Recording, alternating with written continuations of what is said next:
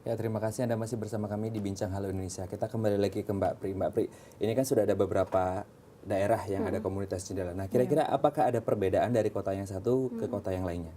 Pasti beda ya, karena dari lokasi beda, satu culture-nya pasti beda-beda, kemudian kondisi anak-anaknya juga beda, dan kebetulan lokasi yang dipilih kegiatan pun beda-beda gitu. Salah satu contohnya yang di Lampung itu kita di TPA, tempat pembuangan akhir di TPA Bakung. Jadi memang lebih challenging anak-anaknya. Kemudian kalau di Manggarai kebetulan di dekat stasiun, ada juga yang di Serpong itu di perkampungan. Jadi secara karakteristik anak-anaknya pun udah beda. Tapi memang kan setiap anak yang dari marginal ya, misalnya mereka hidup di jalan, sangat sulit tentu mengajarkan mereka untuk punya minat baca. Nah, Iya. ini bagaimana komunitas jendela mencoba untuk mendekatkan mereka terhadap akses baca tersebut? Memang apa ya, lebih challenging ya. Salah satu contoh yang di Lampung aja, itu ada salah satu anak yang sebelum kita datang, sebelum kita aktif kegiatan di situ, dia nggak sekolah, nggak bisa baca tulis sama sekali, dan hobinya ngelem. Gitu. Ngelem? Iya, ngelem. Saya pikir cuma ada di Jogja ngelem. Ada juga. Di Lampung juga termasuk. Iya, termasuk. Kemudian kita datang, relawan mulai pendekatan personal ke anak tersebut, diajakin untuk ikut main sama teman-teman yang lain. Sekarang sudah mulai mau belajar baca, sudah hobinya yang lama sudah mulai ditinggalkan gitu. Jadi itu lebih challenging. Caranya seperti apa? Anak yang biasa ngelem terus tiba-tiba mereka harus baca buku sambil ngelem? Tentu kayak seperti itu ya. Jadi ya intinya kita sebenarnya kan anak-anak seperti itu mungkin Mengubah kurang pola ya? Iya, pertama kurang perhatian kan dari masyarakat sekitar. Mereka sudah kaum marginal, biasanya juga paradigmanya kan negatif ya dari masyarakat, dikucilkan dan sebagainya. Kita deketin mereka. Dengan mereka mendapat perhatian yang positif dari kakak-kakak relawan, mereka mulai mengalihkan perhatiannya ke jendela gitu, ke relawan gitu. Jadi karena mereka mendapat perhatian, kasih sayang, mereka mulai mendengarkan apa yang dikatakan oleh relawan. Mereka mau mengikuti apa yang diminta oleh relawan, mau mulai belajar, diajak belajar. Dan kita kan dengan cara-cara yang fun, kita nggak seperti di sekolah, mereka harus duduk, datang jam sekian sampai jam sekian, dikasih PR, bla bla bla gitu. Tapi kita dengan cara yang fun, sehingga mereka tertarik. Kalau kita berbicara tentang kaum marginal, anak-anak marginal ini kan banyak yang mungkin ada pertentangan dalam hal biasanya kan anak marginal lebih memilih untuk mencari uang di jalanan ketimbang mendapatkan pendidikan. Nah, apakah ada resistensi pertentangan dari masyarakat sekitar? Responnya Bahkan seperti keluarganya apa? mungkin ya? Iya, Betul, iya. bahkan keluarga. Kalau resistensi pasti ada ya, resistensi ya dari masyarakat. Tapi kita selalu berusaha pendekatannya nggak cuma ke anak-anak, tapi juga ke orang tuanya. Jadi kita memang seringkali juga kita mendatangi orang tuanya, kita bikin program yang itu melibatkan orang tua. Salah satu contoh yang di Manggarai, kita dulu sempat ada kelas membaca untuk ibu-ibu dari anak-anak yang belajar di tempat kita. Juga kita ada program namanya Kakak Asuh, jadi pemberian bantuan biaya sekolah dari donatur langsung kepada anak-anak. Nah itu kita melibatkan orang tua. Kita orang tua dikumpulin, kita sharing dengan mereka apa sih tujuan program dan sebagainya. Jadi mereka mulai memahami kenapa sih jendela ada di lingkungan mereka, kenapa sih belajar itu penting, kenapa sekolah itu penting. Baik. Mbak, tadi Mbak selalu bilang donatur.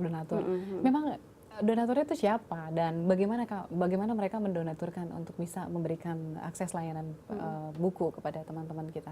Donaturnya dari berbagai kalangan, dari kalangan personal sampai ada beberapa lembaga juga yang memberikan donasi.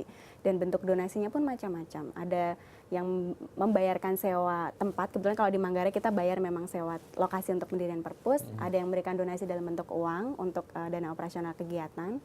Ada yang dalam bentuk tadi program Kakak Asuh, pemberian bantuan biaya sekolah program untuk anak. Kakak Asuh untuk beasiswa ya? Iya, kemudian ada juga yang memberikan bantuan berupa buku, baik buku baru maupun buku yang bekas, tapi masih bisa layak dibaca anak-anak. Oh gitu. Ini kalau sejauh ini kan program yang sangat bagus sekali, apalagi pendidikan di Indonesia kan masih dibilang ya rendah lah seperti itu. Nah kira-kira sampai detik ini sudah 4 tahun berdiri dari 2011 ya di Jogja, sampai detik ini adakah pihak pemerintah yang ikut mensupport dalam hal apapun? Kalau ke pemerintah, kita memang tidak dengan sengaja untuk mencari support dari pihak pemerintah. Cuman ya selama ini memang ada support. Salah satu contoh yang di Lampung, kemarin kita sempat ada perayaan ulang tahun pertama di tanggal 29 November. Dan kita undang dinas pendidikan setempat. Dan responnya sangat positif. Intinya dari perwakilan dinas pendidikan memberikan support untuk jendela, dan kalau bisa nanti kerjasama seperti itu. Tapi memang kita tidak secara sengaja untuk entah ngajuin proposal atau apa, memang tidak pernah. Baik, Mbak Pri, tadi sudah ada dukungan dari pemerintah, tapi meskipun tidak terlalu berimpact besar mungkin ya, tapi kan ada beberapa tempat. Tentunya pasti ada target ya Mbak. Tadi Mbak bilang 1 bulan 1 buku. Nah berarti saat ini sudah berapa banyak rumah baca dan apakah memang mereka sudah mencapai target 1 bulan 1 buku atau memang sudah meningkat 1 bulan jadi 3 buku, 1 Nah anak? itu, kalau yang di Jakarta memang ya, karena memang kita mulai membangun budaya membaca dengan kita ada program salah satunya 1 bulan 1 buku, dan semakin kesini anak-anak semakin terbiasa untuk membaca. Jadi yang tadinya mungkin dipaksa untuk harus baca 1 bulan 1 buku, dari yang mulai tipis bukunya, lama-lama dia sudah mulai bisa baca buku yang lebih tebal. Dari yang tadinya cuma baca 1 buku, mulai bisa baca lebih dari 1, ada yang sampai 3 buku dalam waktu sebulan. Jadi memang ada peningkatan minat baca anak-anak.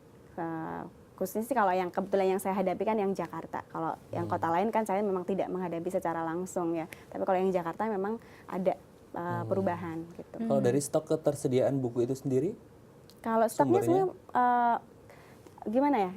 Sebenarnya koleksi kita sudah banyak, 1000-an ada. Meskipun ya memang berapa bulan kadang ada yang rusak, harus diganti dan sebagainya. 1 rumah baca? 1 rumah baca. Tapi kan memang kita tidak semuanya punya bangunan perpustakaan secara fisik. Jadi secara jumlah buku pun memang bervariasi antar lokasi kegiatan. Tapi yang di Manggarai memang sudah cukup banyak, karena Jakarta pertama berdiri memang di Manggarai, sudah 1000-an lebih bukunya.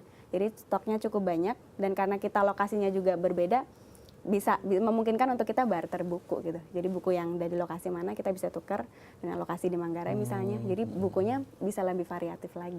Baik Mbak Pri, terakhir Mbak Pri, kalau saya berminat untuk menyumbangkan buku atau mungkin menjadi donatur, bagaimana caranya? Nanti bisa kontak, kami ada bagian PR-nya. Nanti kontaknya ada di website kami di www.komunitasjendela.org. www.komunitasjendela.org. Di situ bisa kalau misalnya mau daftar jadi relawan, sudah ada formulir. Mau mendirikan cabang baru, kita juga siapkan formulir pendirian. Kita boleh juga ya kalau kita boleh banget, tentu saja. Kemudian kalau misalnya mau donasi pun sudah ada kontak-kontak siapa yang bisa dihubungi di setiap kota maupun di level nasional.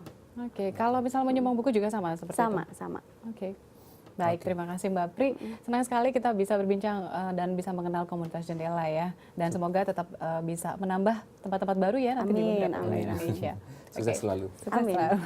Ya pemirsa, itu demikian tadi perbincangan kami dengan Mbak Pri dari komunitas Jendela, dan kami masih akan melanjutkan informasi yang lain, dan tetap bersama kami di Halo Indonesia.